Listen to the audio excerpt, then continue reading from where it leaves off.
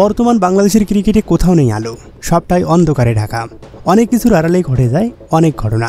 কিছু অংশ দেখা যায়, কিছু অজানায় থেকে যায়, আবার অনেকে সব দেখিয়েও এড়িয়ে যায়।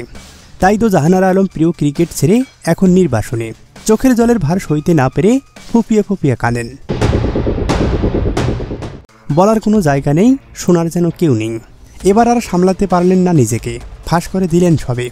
জাতীয় দলেও চলে রেগিং সিস্টেম, জুনিয়রদের ওপর সিনিয়রদের নির্যাতন। সিনিয়র ক্রীড়া সাংবাদিক রিয়াসাত আদিমকে দেওয়া এক সাক্ষাৎকারে ক্রিকেট জগতের অন্ধকার গলির কালো অধ্যায়টা তুলে ধরলেন এই ক্রিকেটার।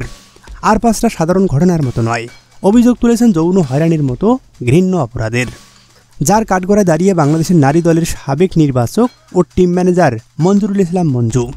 এই ঘটনা এতদিন নিজের কাছে ধামাচাপা দিয়ে রাখলেও এবার আর রাখতে পারেননি। এর আগেও দ্বারস্থ হয়েছিলেন বিসিবির প্রধান নিজামুদ্দিন চৌধুরী সুজনের কাছে, তবে কোনো কাজই হয়নি, বরং নানাভাবে অপমান অপদস্থ হয়েছেন তিনি। সিস্টেমের দেখানো বুড়ো আঙ্গুলের বিরুদ্ধে নিজেকে তুচ্ছ মনে হয়েছে। যাদের লজ্জা পাওয়ার কথা তারা চলেছেন বুক ফুলিয়ে গর্বের সাথে, আর এর বিষক্রিয়া টের পেয়েছেন কেবল জাহানারা আলম নিজেই। তবে সব সহ্যের একটা সীমা থাকে, পরিধিও থাকে, যা পার হয়ে গেলে চুপসে যেতে হয়, বিকল্প রাস্তা খুঁজে নিতে হয়।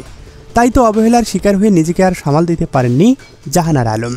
ক্রিকেট থেকে নির্বাসনে গিয়ে থেকেছেন নীরব। এটা যেন এক সিনেমার গল্পকেও হার মানায়। এবার সবকিছু সবার সামনে আনার চেষ্টা করলেন। বিসিবি নয়, এবার দ্বারস্থ হয়েছেন স্বয়ং সৃষ্টিকর্তার কাছে। তবে এরপরও কি বিসিবি চুপ থাকবেন?